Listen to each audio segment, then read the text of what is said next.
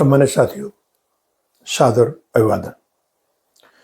सत्संग की आज की पावन प्रासंगिक प्रेरणादायक प्रसंगावली में हम चर्चा करेंगे कि इच्छा मृत्यु से पूरित यानी इच्छा मृत्यु यानी मृत्युजयी भक्तमती भिरावा बाई ने कैसे बढ़ाए अपने उम्र का 1 महीना 8 दिन।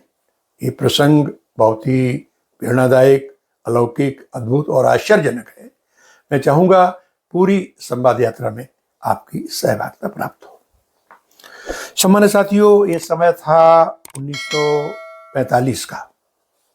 पंजाब के सुप्रसिद्ध योगीराज पूज्यपाद स्वामी सियाराम जी बहुत उस क्षेत्र में प्रचलित थे, योग और अध्यात्म की दीक्षाएं देते थे। उनके यहाँ श्रीमती भीमरा बाई और उनके पति पंडित हरि नारायण पहुंचे और उनसे विधिवत दीक्षा ली।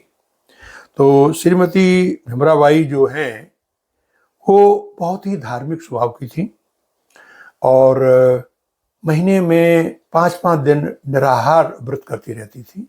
और इस तरह के उनका स्वभाव था कि अपना अध्यात्म की पुस्तकों को पढ़ना, महिलाओं को समझाना, विधवाओं के कल्याण में उनकी बहुत बड़ी योगदान थी। उनके घर जाना, उनका आत्मबल बढ़ाना और सहयोग देना। गौशाला में भी इनका बहुत बड़ा योगदान था। और सात्विक इतनी थी, कभी भी इन्होंने नल का पानी नहीं प्रयोग में लाया। वो अपने कुआं था, उसी से पानी खींचती थी। स्वयं जो है सुपाकी थी, खाना बनाती थी और अपने पति जो हरि नारायण जी थे उनकी सेवा करती थी। वो भी विद्वान थे।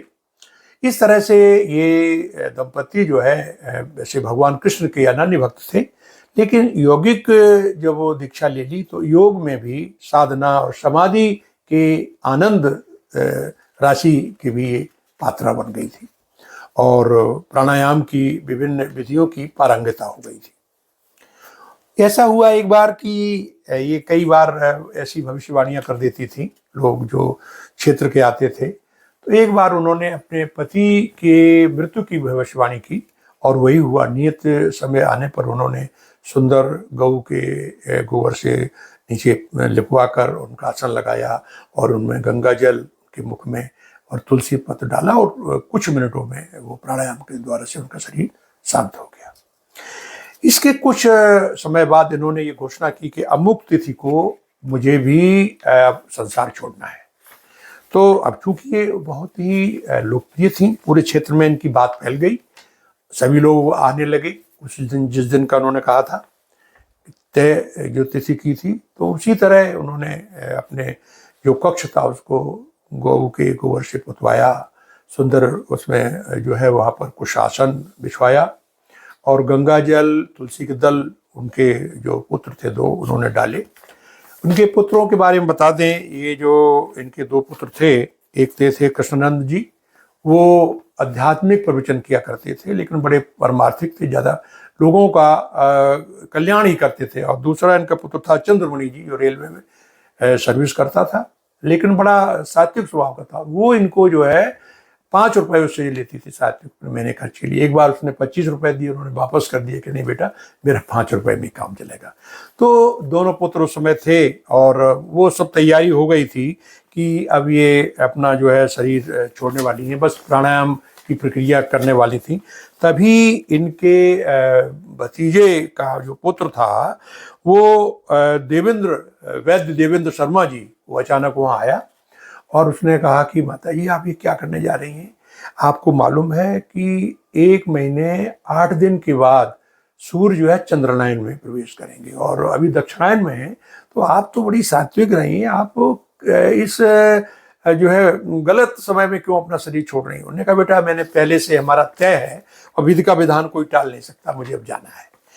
उसने बड़ा अनुरोध किया कि माँ हम सबका ये मानना है कि आप बड़ी परमार्थिक रही हैं और मात्र 1 महीना 8 दिन ही की तो बात है, आप इतना योगिक क्रिया करती हैं, आप कह रही मेरा अंतिम वक्त है, टाल नहीं सकती। तो अब चूंकि उस आसन पर लेट गई थी तो थोड़ा सा ध्यानस्थ हुई और फिर बैठ गई। उन्होंने कहा अच्छा बेटा आप सबकी इच्छा है तो 1 महीने 8 दिन हम अपने जीवन को और बढ़ा देती हैं। और इस तरह से इसके बाद वो फिर उसी आसन पर बैठी रही, लोगों को जो आते थे उनको आशीर्वाद देती थी, किसी को कुछ संकट होता था उसका निवारण करती थी। और ठीक 1 महीने 8 दिन के बाद जब वो वक्त आया तो उन्होंने सबको अपना कृष्ण भगवान की मूर्ति रखवा ली और प्रसाद बंटवाया और अपने शरीर को शांत कर लिया। तो ये है सम्मानित साथियों, किस तरह से भगवान कृष्ण की भक्ति, गुरु भक्ति और गौ सेवा में अनुरक्त रहती थी। तो उन्होंने अपने शरीर जो उम्र थी अपने शरीर की उसको 1 महीने 8 दिन बढ़ा दिया। ये प्रेरक प्रसंग भक्त रामचरण दास जी पिलखुआ ने, जो गीता प्रेस गोरखपुर से अंक निकलता है परलोक और पुनर्जन्म अंक, उसमें दिया है, उसके आधार पर मैंने आपके समक्ष प्रस्तुत किया। और यह है कि जब हम किसी संकल्प को साध लेते हैं तो ऊपर की शक्तियां भी हमारा साथ देने लगती हैं। तो आज तो सम्मानित साथियों बस यही, अगले फिर किसी कड़ी में इस तरह की परमार्थिक पावन प्रसंग को लेकर आपके समक्ष प्रस्तुत होंगे। सादर अभिवादन।